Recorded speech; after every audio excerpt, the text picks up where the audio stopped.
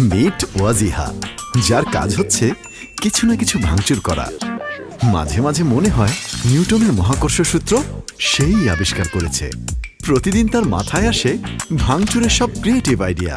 কিভাবে রুটি গরম করতে হয়, ওয়াশিং মেশিন দিয়েও সবকিছু ওয়াশ করা যায় কিভাবে, একমাত্র সেই জানে।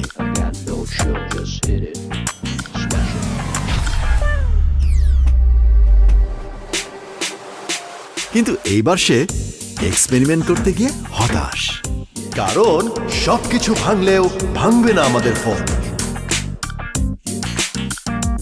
এইভাবেই যায় ওয়াজিহার এক একটা দিন।